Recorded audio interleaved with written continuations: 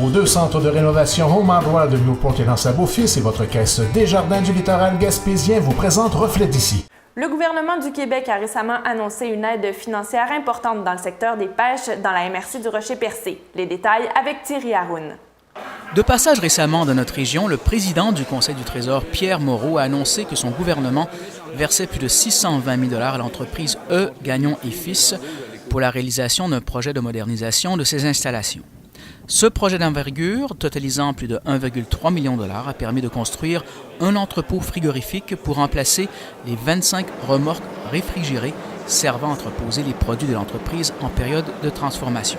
Le ministre a profité de l'occasion pour vanter les mérites de cette entreprise située à Sainte-Thérèse-de-Gaspé. Les chiffres sont extrêmement impressionnants. Ici, on emploie annuellement 500 personnes. Et en période de pointe, on dit même que ce chiffre-là peut être dépassé.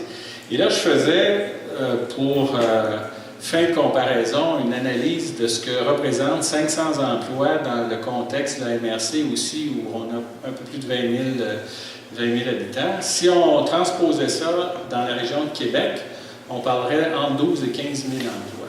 Puis si on transpose ça dans la région de Montréal, là, on parle de près de 50 000 emplois.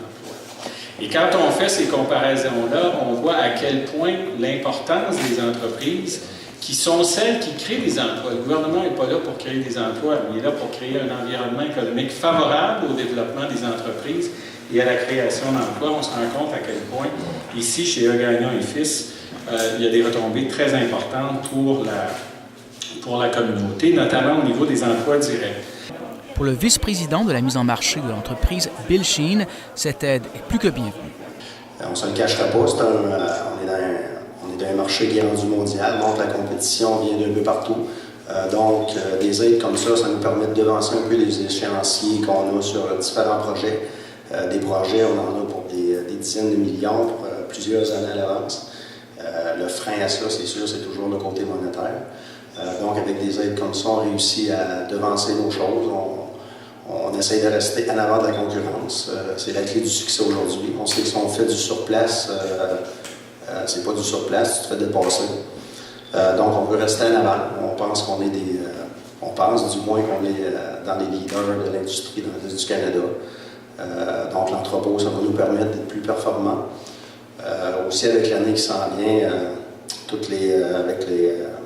si on veut, les rumeurs d'augmentation de quotas dans la zone 12.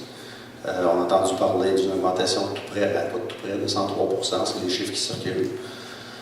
Donc, un entrepôt comme ça, c'est doublement, ça va se payer doublement plus vite pour nous. Donc, ça va nous permettre de passer à d'autres projets. Par exemple, l'automatisation, la mécanisation. On sait qu'on a il y a plein de machines maintenant qui se fait, mais c'est ça. Donc, c'est important aussi. L'aide est appréciée, puis on va en avoir besoin d'autres. Donc, c'est important que ces programmes-là soient renouvelés. Le nouvel entrepôt impressionne par ses dimensions. Il fait 33 pieds de haut, 120 pieds de long et 46 pieds de large. L'entreprise transforme du crabe et du homard principalement. Thierry Haroun, TVCGR, à Sainte-Thérèse-de-Gaspé.